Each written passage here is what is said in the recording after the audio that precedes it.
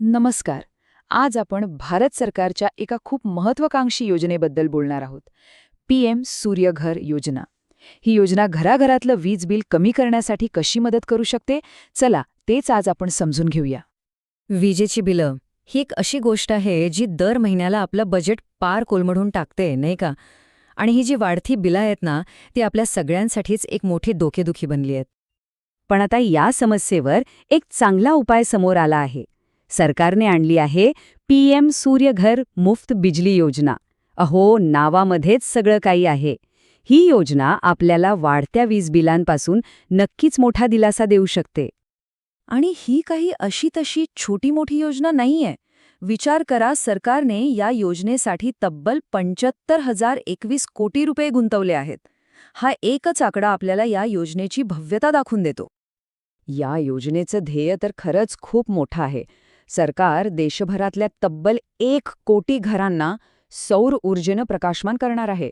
विचार करा, 1 कोटी घरं. आणि आता येतो या योजनेचा सगळ्यात आकर्षक भाग.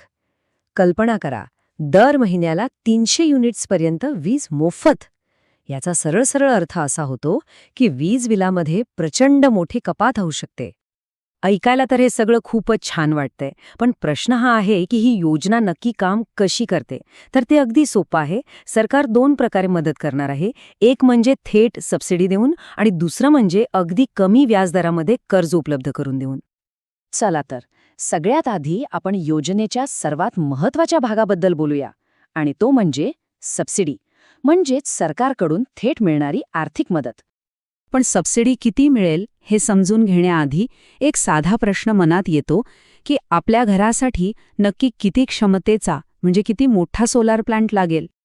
याचं उत्तर आहे ना, ते आपल्या वीज बिलामध्येच दडलेलं आहे. इथे बघा, जर महिन्याचा वीज वापर 150 युनिट्सपेक्षा कमी असेल तर साधारणपणे 1 ते 2 किलोवॉटचा प्लांट पुरेसा होतो.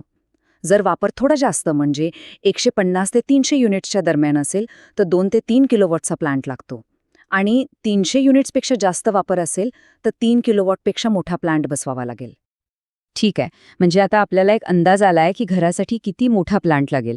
पण मग त्यावर सरकारकडून नक्की किती मदत मिळणार? चला आता ते पाहूया. आता बघा, सबसिडीचं गणित किती सोपं ठेवलंय. सरकार पहिल्या 2 किलोवॅटसाठी प्रत्येक किलोवॅट मागे 30,000 रुपये देणार आहे. आणि जर प्लांट 3 किलोवॅटचा असेल तर त्या तिसऱ्या किलोवॅटसाठी अतिरिक्त 18,000 रुपये मिळतील.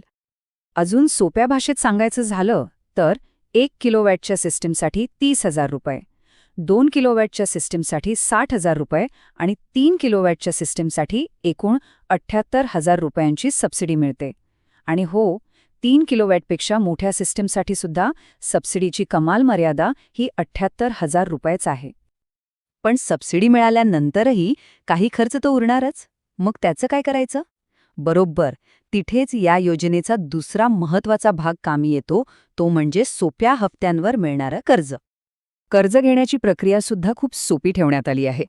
इथे साधारणपणे 2 पर्याय आहेत.